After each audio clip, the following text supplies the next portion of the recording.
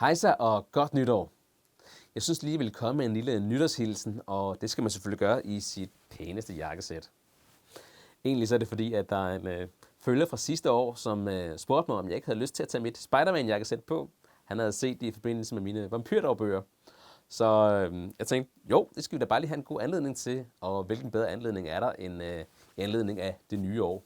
Så ja, jeg synes lige, jeg ville komme lidt pænt tøj den her gang.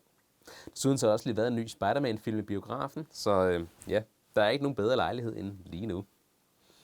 Men det er jo ikke Spider-Man, vi skal snakke om. Vi skal heller ikke snakke nytårshilsner og den slags. Vi skal derimod snakke om, hvad der kommer til at ske på min kanal her i det nye år. Og lad os starte med, hvad det egentlig var sidste år sluttede med. Og det var nemlig min serie omkring karakterfortællinger, hvor vi følger min karakter Kaido og hans oplevelser til LV20. Og jeg nåede at udgive 3 afsnit inden jul, så jeg allerede fortalt, at jeg vil holde en pause hen over julen. Og nu er det jo så slut, så nu er det tid til at komme i gang igen. Og derfor så kommer der en række nye afsnit i samme serie. Hop! Hold dig væk! Læg våbne! Skridt frem! Der er 2 afsnit tilbage i serien, og derudover så er der et lille bonusafsnit, faktisk et relativt langt bonusafsnit, der kommer til at handle om min karakter Kaido, men off-game og ikke in-game. Og det handler blandt andet om, hvordan jeg prøvede at bygge min baggrund for ham, altså baggrunden for karakteren. Så ja, der er 3 afsnit tilbage i alt, og derefter så er det ved at være tid til min film Legemorderens ansigt. Den er jeg snakket om mange gange, og nu synes jeg altså, det er ved at være på tide, at den endelig kommer ud. Når den så er blevet vist, så er der selvfølgelig en masse ekstra materiale til. Filmen er baseret på en tegneserie, som jeg er ret vild med, og jeg har været ude og interviewe forfatteren af tegneserien. Og ja, det kommer der selvfølgelig til at være nogle ekstra materiale omkring. Der kommer også til at være nogle ekstra materiale omkring de våben, vi bruger i filmen, lidt ligesom jeg gjorde med Vale i Final Judgment sidste år. Og derudover, så kommer vi altså ikke til at slippe rollespillet heller. Blandt andet så kommer der nogle nye bonusafsnit, der kommer til at handle om nogle flere ting i en oplevelse til LV20. Det er bare nogen, der ikke lige passede ind i serien.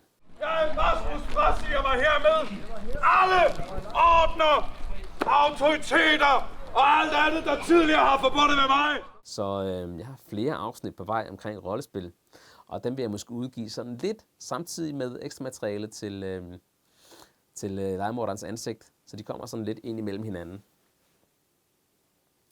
Når vi så er færdige med de ting, så regner jeg med, at det er ved at være tid til min serie. Jeg har optaget jo en serie sidste år i sommerferien, og den har 6 afsnit, og min plan er, at det udkommer måske, jeg regner med det efter sommerferien en gang. Så har jeg nogenlunde god tid til at få redigeret det færdigt, fordi jeg er stadigvæk i gang med redigeringen.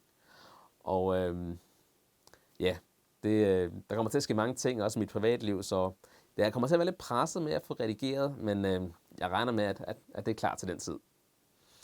Så alt i alt så kommer der til at ske en hel masse her på kanalen, som I nok kan høre. Og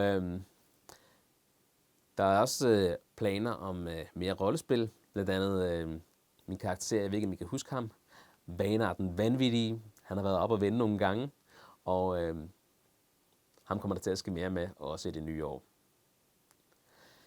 Jeg skal også ud og filme faktisk. Det var ikke ret længe faktisk, måske et par måneder, mindre end det måske endda. Der skal jeg ud og filme en ny fiktionsfilm. Det skal være en efterfølger til min film fra sidste år, Vale i Final Judgment. Og den film, det bliver sådan en slags efterfølger til den. Og det vil sige, at jeg skal have undercut igen, jeg skal barbere håret af, og jeg skal ud og skyde med nogle pistoler igen. Og det glæder jeg mig naturligvis også meget til. Så der er masser af planer, og planen er stadigvæk at udgive film hver anden uge, sådan cirka. Og det er selvfølgelig lørdag, som altid.